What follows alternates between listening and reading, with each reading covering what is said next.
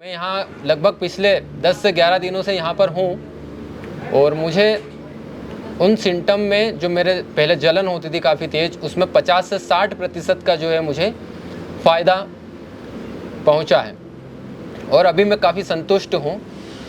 आप सभी को मैं Ashish Kumar Yadav A to Z IBS wellness centre Jaipur Rajasthan से एक सीनियर न्यूरोथेरेपिस्ट और एक योगाचार्य आप सबको एक बार फिर से निमंत्रित करता हूं आज की हमारी इस नई और विशेष यात्रा में।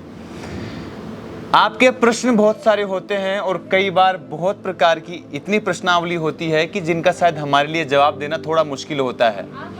इसलिए हम वो सक्सेस स्टोरी जो आपके सामने बार बार लाने का प्रयास करते हैं और उनमें लगभग वही प्रकार की चीज़ें जो आपको समझाने की हमारी हर बार एक कोशिश होती है, जिसको लेकर के आप कहीं ना कहीं पूरी दुनिया में घूमे होंगे, जिसको हम नॉर्मली हमारे शब्दों में IBS के नाम से जानते हैं, जिनका कहीं ना कहीं आपने भी नाम सुना होगा। ये बेसिकली एब्डोमेन से रिलेटेड एक डिसऑर्डर होता है जिसमें कई प्रकार के सिम्टम्स होते हैं। और अब हम फिर बात करेंगे हमारी उस कहानी के साथ जो कहीं ना कहीं हमारे यहाँ पिछले कुछ दिनों से जिन्होंने उपचार लिया है और उनका जो अनुभव, जो इन्होंने यहाँ सीखा, जो पास्ट की हिस्ट्री रही वो, और जो मूल चीज़ें इन्होंने यहाँ एक्सपीरियंस की, वो अपने मुख से आपको बताएंगे।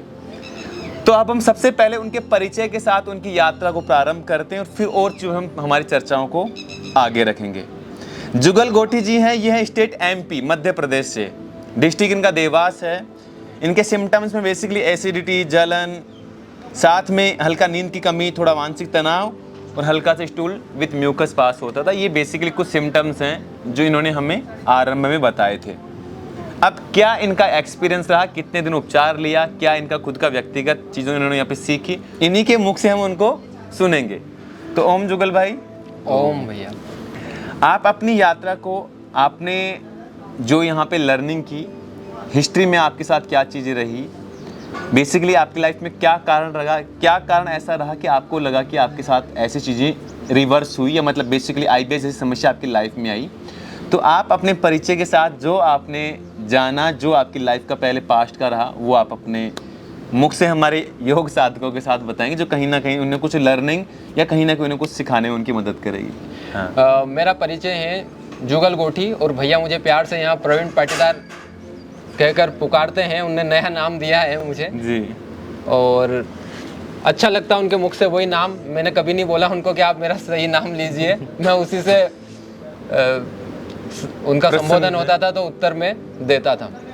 सिम्टम्स मेरे ये थे कि मुझे शुरुआत में एसिडिटी हुई थी और उसके बाद से स्टमक में जलन होने लगी थी और कुछ अल्सर जो है मिले थे जब हमने डायग्नोस करवाया था।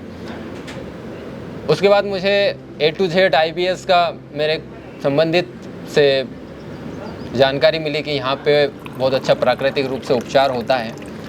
तो फिर मैंने यहाँ आने का सोचा और मैं यहाँ लगभग पिछले 10 से 11 दिनों से यहाँ पर हूँ और मुझे उन सिम्टम में जो मेरे पहले जलन होती थी काफ़ी तेज़, उसमें 50 से 60% का जो है मुझे फ़ायदा पहुँचा है और अभी मैं काफ़ी संतुष्ट हूँ कि जो भैया का सकारात्मक रवैया रहा है, जब से मैं पहली बार उनसे मिला था, उन्होंने मेरी पूरी जानकारी जो ली थी उसमें वहीं से उन्होंने मुझे बोला था कि जो होता है अच्छे के लिए होता है। और हर दिन इस वाक्य को वो अपने ध्यान सत्र शुरू होता है उससे पहले भी बोलते हैं कि जो होता है वो अच्छे के लिए होता है। उसी सकारात्मक नज़रिए से उनका जो थेरेपी होता है वो भी होता है और हमारे अंदर भी एक ऊर्जा प्राप्त होती है उस सकारात्मक रवैये से। तो मैं उसके लिए हमारे संस्था के संचालक गुरुजी और मेरे बड़े भैया आशीष जी यादव का मैं बहुत बहुत धन्यवाद करना चाहता हूं कि वो सकारात्मक रवैये से मुझे काफ़ी हद तक जो है मुझे फ़ायदा मिला है। अब मैं इस संस्था की जो है कुछ विशेषता बताऊँगा। यहाँ पर रहने की जो व्यवस्था है वो ऐसी लगती है जैसे हम घर पर हैं। पारिवारिक माहौल है यहाँ पर। जो भैया हैं, भैया के पिताजी हैं और माताजी हैं, वो यहाँ पर जब हमसे मिलते हैं तो हमें ऐसा भाव लगता है कि हमारे माता पिता ही हैं। इस प्रकार से उनका व्यवहार यहाँ पर रहता है। ये जो संस्था है वो पूरी प्राकृतिक है, नेचरफुल है, पूरी आसपास पेड़ पौधे हैं और काफ़ी अच्छा यहाँ पर जो है एनवायरनमेंट है। मुझे यहाँ पर आकर बहुत संतुष्टि मिली है और भैया ने मुझे कुछ लाइफ स्टाइल चेंज करने का बोला है, वो मैं अपने जीवन में आत्मसात करूँगा। और यहाँ पे एक सबसे बड़ा पॉइंट मुझे जो मिला है वो अध्यात्म से जुड़ने का मिला है, जो कि भैया हमेशा जो है सबको बताते हैं। और अपने दोनों सत्र में, योग सत्र जो सुबह होता है उसमें, और जो संध्या में जो ध्यान सत्र होता है उसमें, दोनों में ही वो अध्यात्म के बारे में काफ़ी कुछ बताते हैं। उससे भी जो है एक सकारात्मक ऊर्जा हमारे अंदर मिलती है और हमारे स्वास्थ्य में भी काफ़ी फ़र्क आता है, और जीवन में तो वो आएगा ही। और पूरा सांस्कृतिक जो है वो इलाज हुआ है, प्राकृतिक रूप से इलाज हुआ है। मैं काफ़ी संतुष्ट हूँ, भैया का बहुत बहुत धन्यवाद करता हूँ और इस संस्था का बहुत बहुत धन्यवाद करता हूँ। और यहाँ सभी जो मिले हैं और कहीं ना कहीं सभी ने जो सपोर्ट किया है, जो हमको थेरेपी देते हैं, उन सब का भी मैं बहुत बहुत धन्यवाद करता हूँ। धन्यवाद। तो ये आप सबको चुनना है।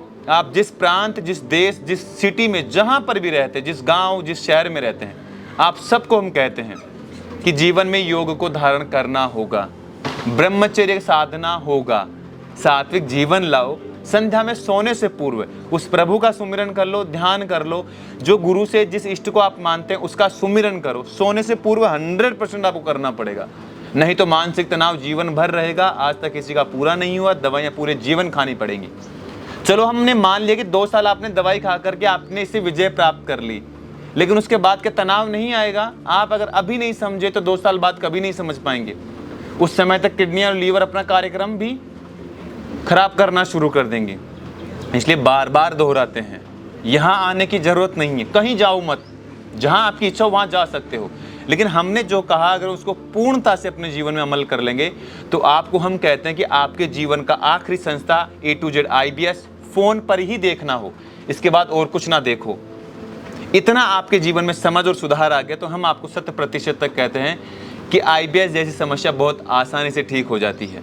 बस समय है थोड़ा कि आपको थोड़ी संयमता के साथ, धीरज के साथ अपना कार्यक्रम करना पड़ेगा, और सबसे बड़ा पैशंस ही है। तो एक बात फिर से याद रखना स्वामी विवेकानंद जी का, कि दुनिया में आदमी जब भी विपरीत स्थितियों में फंसता है, चीज़ें अनुकूल नहीं होती है, शरीर कमज़ोर है, नींद नहीं आ रही है, पेट खराब है और कुछ समस्याएं हैं, तो उस क्षण आदमी को अपने जीवन में सबसे अच्छा परफॉर्मेंस करना होगा, तब वो अपने जीवन के सबसे बुरे समय से निकल पाएगा। या यूं समझो कि सबसे बुरे समय में सबसे अच्छा परफॉर्मेंस आपको करना होगा, तब आप उस चीज़ से बाहर निकल पाएंगे। आप भी इस बात को कहीं ना कहीं जानते हैं कि जितना आपने समय यहाँ सर्वाइव किया 10-12 दिन, जो आपने यहाँ 10 दिन में मैं भी की लर्निंग की, जी भैया, शायद हो सकता है कि आपने पहले किया होगा, लेकिन हमारा अनुमान ये है कि शायद 2 साल 3 साल में आप इतना समझ नहीं पाते, जो शायद मेरे अनुभव में कहीं ना कहीं 10-12 दिन में आपने चीज़ें लर्निंग की है। जी भैया। इसलिए जो हुआ है अच्छे के लिए हुआ था, अब जो होना है वो भी अच्छे के लिए होगा। इसलिए इसको पूर्णता से धारण करो। जीवन का मूल समाधान आध्यात्मिकता में है। जब कुछ भी समाधान बाहर ना मिले तो आंख बंद करके आध्यात्मिकता में कूद जाओ, सब इसमें समाहित है। और अष्टांग योग को धारण करो अपने जीवन में, 100% आपको लाभ अवश्य मिलेंगे। तो आखिरी बात जुगल भाई, आपको अपने एक्सपीरियंस के स्तर पर, अपने अनुभव के स्तर पर, आप किसी बच्चे को अगर कुछ गाइड करें कि आपको ये करना है और ये नहीं करना है, जो आपने एक्सपीरियंस किया, तो आप उन योग साधकों को अपना अनुभव बता सकते हैं कि उन्हें लगे कि हमें ये करना है और ये नहीं। क्योंकि हम तो हर बार कुछ ना कुछ बताते हैं। एक नया योग साधक या आप जैसा कोई भाई जब आता है, ट्रीटमेंट लेकर के चीज़ें थोड़ा सा बेनिफिट लेता है, वो चीज़ें जो 60 to 70% चीज़ें जो लगभग बेनिफिट कर पाई 10 दिन में, तो कहीं ना कहीं उन बच्चों को वो चीज़ हिट करेगी कि हमने जो कहा, आपने धारण किया, उसका आपको लाभ भी मिला, तो वो फिर उसको और अच्छे से करने की कोशिश करेंगे। तो आप अपने अनुभव के स्तर पर कुछ भी सिखाना चाहें जो उनको करना चाहिए, और वो गलतियाँ जो नहीं करे तो वो नहीं करनी चाहिए, तो वो आप अपने अनुभव के स्तर पर बता सकते हैं। मैं सबसे पहले तो ये कहना चाहूँगा कि जो भौतिकता में जो दिखावा जो चल रहा है उससे थोड़ा तो दूर होना पड़ेगा। अगर हम अति करेंगे उस चीज़ की तो हमें वो काफ़ी नुकसान पहुँचाएगा। जैसे भैया अध्यात्म की बात करते हैं, पूर्ण रूप से नहीं अपनाएं, लेकिन अगर नहीं अपनाएं तो बहुत अच्छा है, लेकिन अगर अपना नहीं पाए तो उसमें कुछ समय हम अध्यात्म को दें।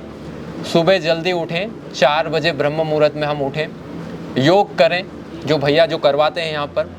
उसके बाद हम अपना जो डेली रूटीन है उसके अनुसार चलें, और शाम को सोते समय हम एक समय से सोएं, जिससे कि हमारा जो शरीर है वो अपने आप को जो है वो उपचारित करें।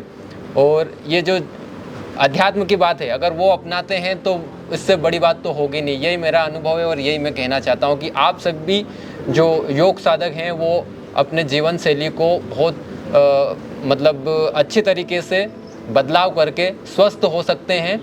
और ये कोई बहुत बड़ी बात नहीं है, जो हम जिस बीमारी से ग्रसित हैं वो ठीक हो सकती हैं, जैसा भैया बताते हैं। और भैया का उपचार काफ़ी अच्छा लगा। और आप अगर ज़्यादा मेजर प्रॉब्लम है, आप यहाँ आना चाहें तो आप सभी यहाँ पे आएँ और देखें आप यहाँ पे कितना अच्छा माहौल है, प्राकृतिक माहौल है। सभी को ओम। आपके लिए ईश्वर से प्रार्थना है कि सदैव आप खुश रहें, आप मस्त रहें और नहीं, और आपके लिए ईश्वर से प्रार्थना है, आप सबके स्वास्थ्य के लिए भी प्रार्थनाएं। आप सबको ओम।